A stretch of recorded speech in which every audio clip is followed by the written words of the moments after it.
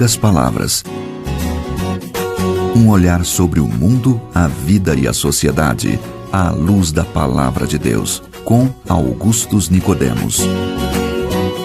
Olá, queridos ouvintes do nosso programa Em Poucas Palavras. Começa agora mais uma edição deste programa que nos traz muita alegria, porque a gente tem esse encontro diário. Nós estamos sempre publicando novos programas, pelo menos 3 vezes por semana.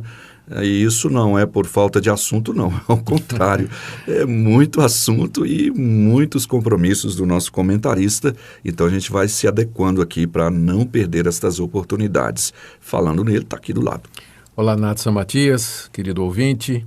Graças a Deus pelo programa, pela sua audiência. A nossa expectativa é que a gravação de hoje seja usada por Deus na sua vida para abençoá-la, para ajudar você a entender mais um pouquinho das palavras de Jesus que ficaram registradas para nós nos evangelhos.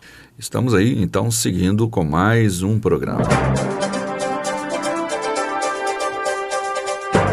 Bem, pastor, continuamos então com o tema Ditos Difíceis de Jesus, uma vez que depois que a gente até publicou alguns programas, o tempo todo está chegando e-mail até com essa indicação no assunto do e-mail. E dessa vez a gente recebeu também um e-mail do Saulo Bastianelli de São Paulo. A gente garimpa também nos e-mails mais antigos aqueles que estão perguntando sobre esses ditos de Jesus. A gente vai difíceis de Jesus, nós vamos encaixando aí. E é dele então a pergunta de hoje.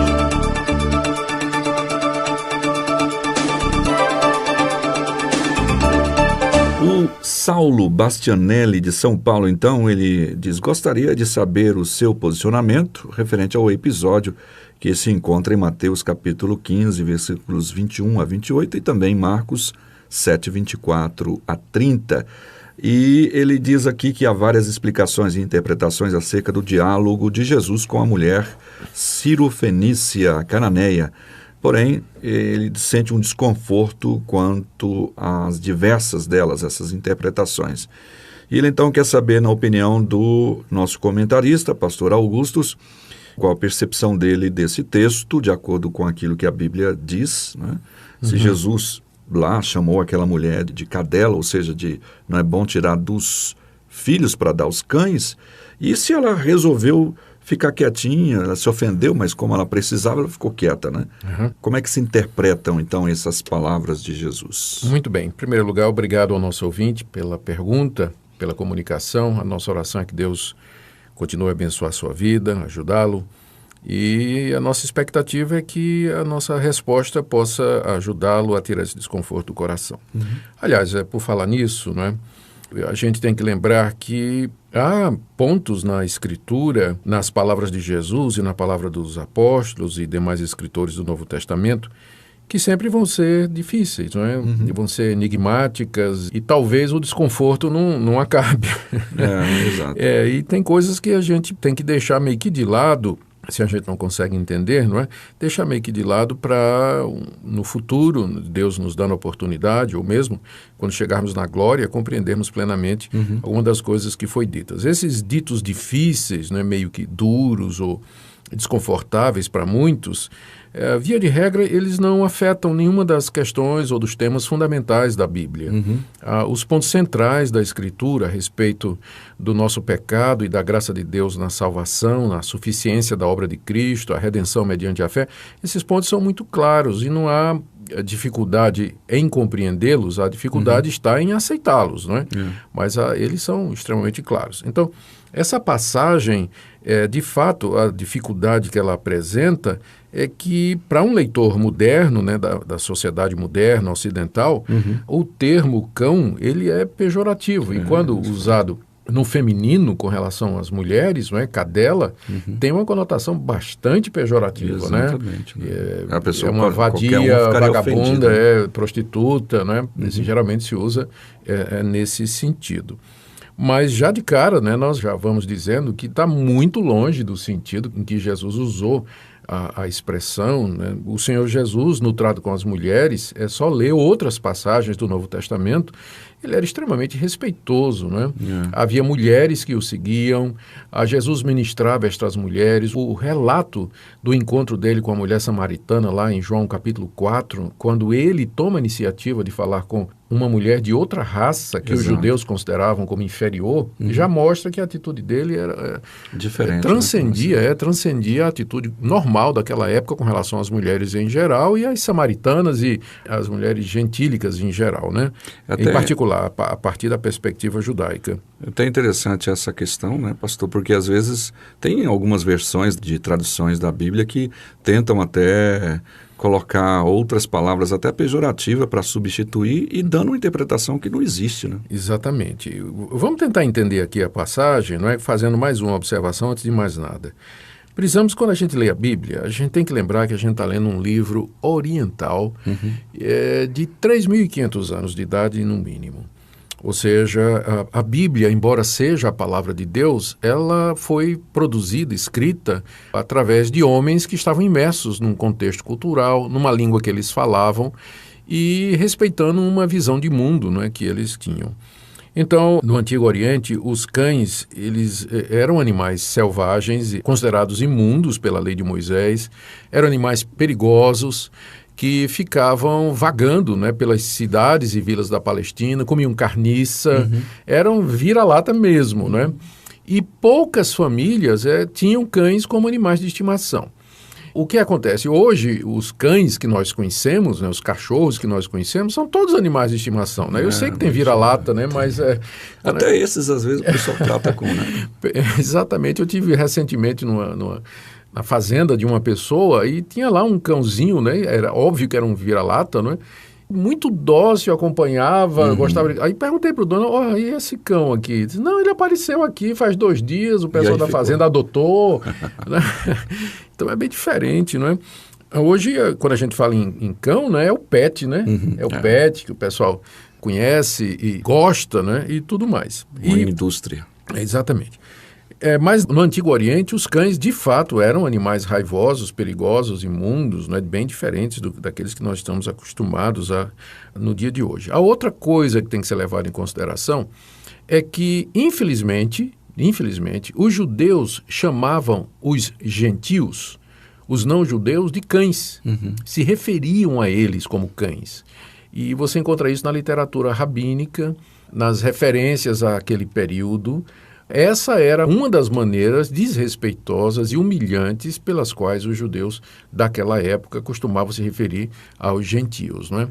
Então, isso tem que ser levado também em consideração.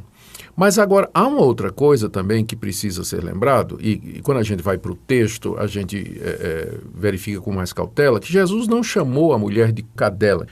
Ele simplesmente respondeu a um pedido da mulher. Vamos ler o texto que ajuda demais.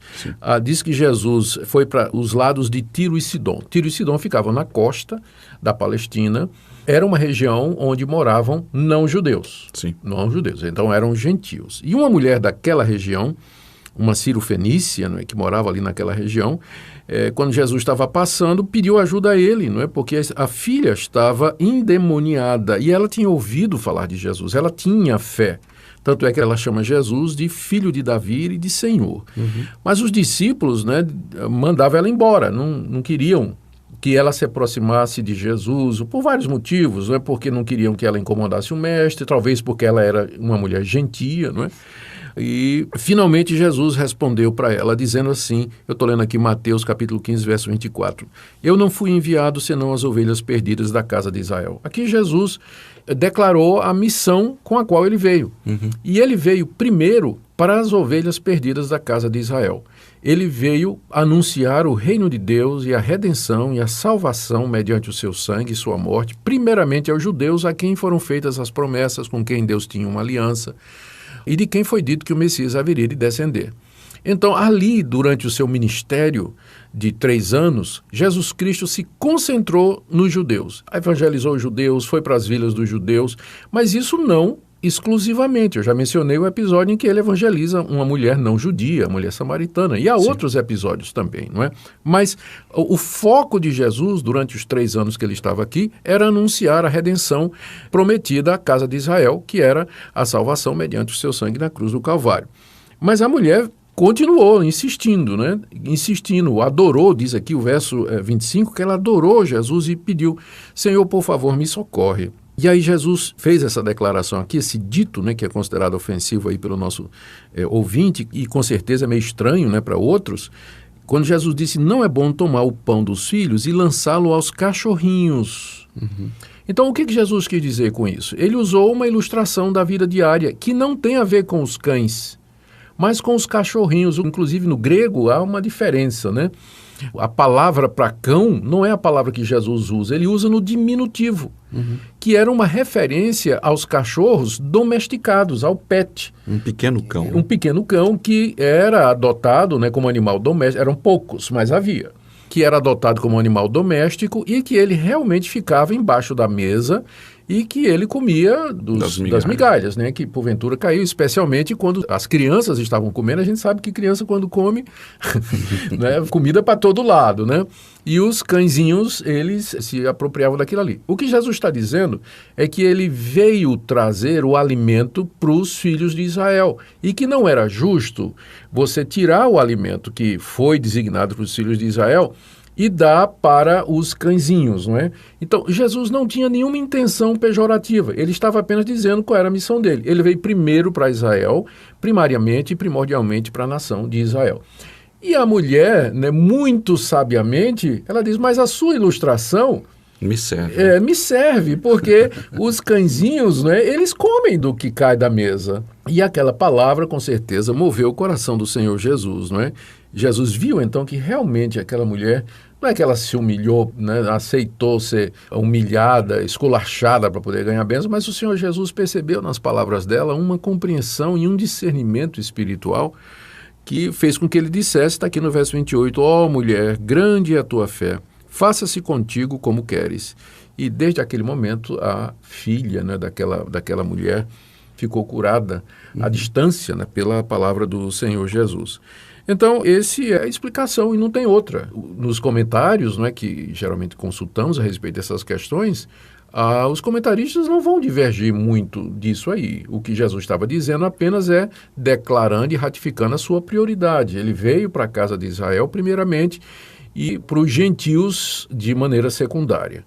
E ele usou essa ilustração para deixar isso muito claro. A mulher entendeu, né, não se ofendeu e, inclusive, pegou a ilustração e tornou em seu favor, né?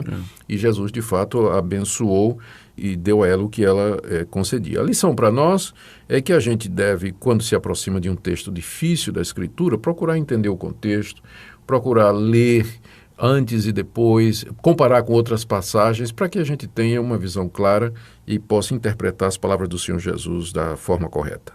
Ok, então tá aí o que Jesus usa, o seu contexto, tudo para chegar a uma conclusão como nós vimos nesse momento, né?